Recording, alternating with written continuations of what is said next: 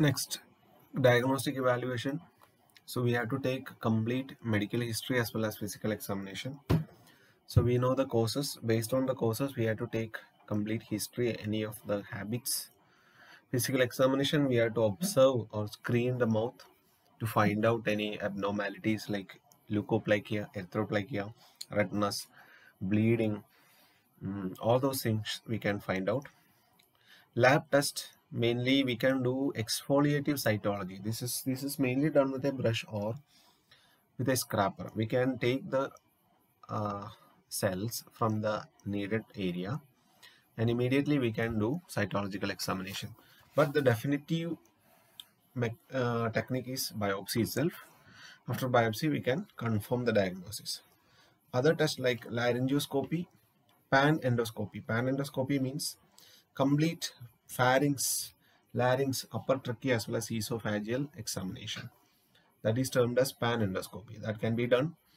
Otherwise, imaging tests like X-rays, MRI, CT scan, PET scan, barium solo test.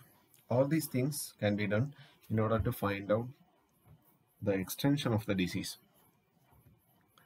So these are the diagnostic evaluation. This is the brush which can be used. It's termed as cytobrush. The brush can be rotated slowly with slight pressure several times over the suspicious area. So immediately we can smear it on the glass slides and we can do the cytological examination. Coming to the management, oral cancer treatment includes surgery, radiation therapy, chemotherapy, or a combination. So some stages we can, or in any stage we can have the supportive care as well as symptom management. So what are the surgeries? There are so many surgeries depend upon the site of oral cancer. Surgical management of oral cancer ranges from maybe a small local excision to extensive surgery. Maybe even a half part of the mouth can be removed. So primary tumor resection will be the goal. So depending on the location, these are the surgeries we used to perform. Glossectomy, removal of tongue. If the tongue is affected, we'll remove the tongue. Maxillectomy, remove the maxilla. Mandibulectomy, removal of the mandible. Hemiglossectomy, removal of half part of the tongue. Radical neck dissection, modified radical neck dissection. Mohs micrographic surgery, laryngectomy as well as plastic surgery. So whenever we are doing any surgeries over the face, the facial structure itself will change. So it can lead to appearance problems or psychological issues due to that. So always these type of surgeries follows by reconstructive surgery as well as plastic surgery.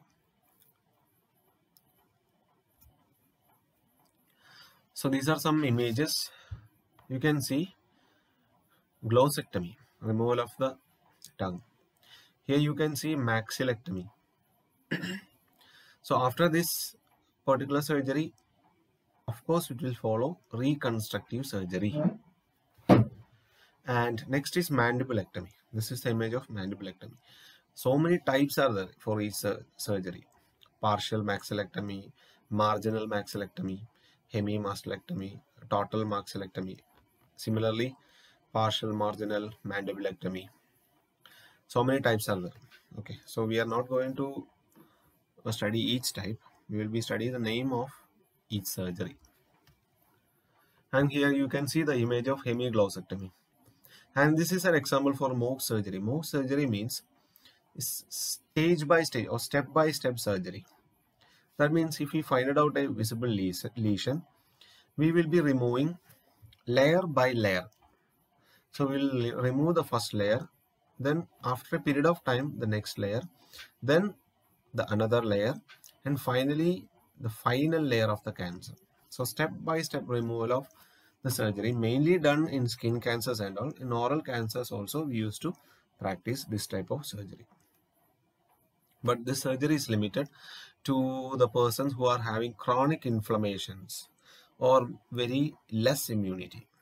So in that cases, the wound will not heal, or it is maximally avoided in diabetes patients. Radical neck dissection. It's really a complicated surgery.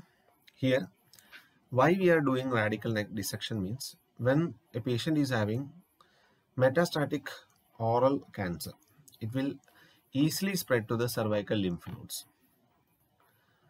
So mainly in this surgery, we are doing a wide excision which involve primary lesion. We will remove the primary lesion along with the regional lymph nodes, the deep cervical lymph nodes, and even their lymphatic channels. Not just that, in addition to these, we will be removing the spinal accessory nerve, the internal jugular vein, as well as sternocleidomastoid muscle. So these much structures will be removing at a stretch. It's a wide excision. So once again, we will be removing the primary lesion along with the regional lymph nodes, the deep cervical lymph nodes, along with the lymphatic channel. In addition to that, we will be removing the spinal accessory nerve, the internal jugular vein, the sternocleidomastoid muscle. So comparing to the modified radical neck dissection, this surgery has been modified. That means we will do the same procedure, but in addition to it, we will spare these things, either 1 or 2 or 3. So modified radical neck dissection, removal of the same lymph nodes as those involved in the radical neck dissection, but we will preserve 1 or more of these 3 non-lymphatic structure. Next is about the radiation. Radiation therapy can be localized to the cancer. So radiation therapy can be used as teletherapy as well as brachytherapy. It can be used adjuvant as well as in neoadjuvant form. Chemotherapy, commonly used chemo agents are 5-fluorouracil, carboplatin, paclitaxel, docetaxel, methotrexate, ifosfamide, and bleomycin. That also can be used as adjuvant as well as neoadjuvant therapy. And most importantly, nutritional therapy.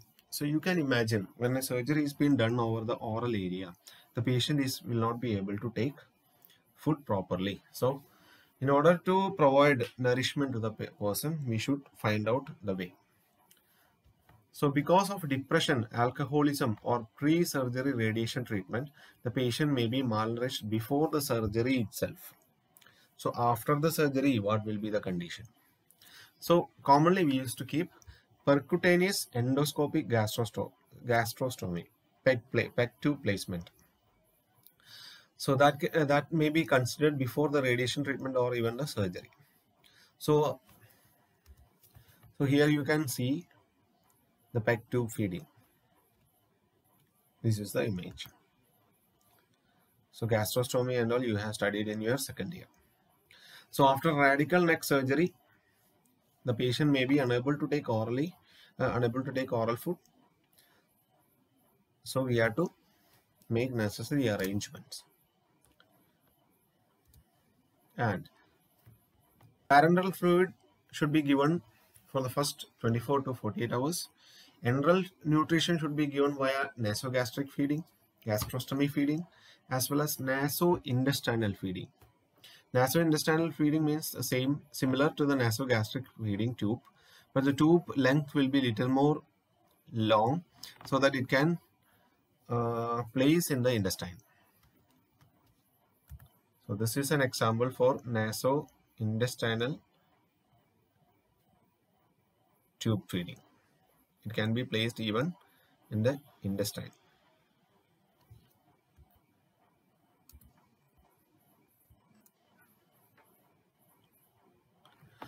So we can give small amount of water when the patient can swallow and observe for choking during that time.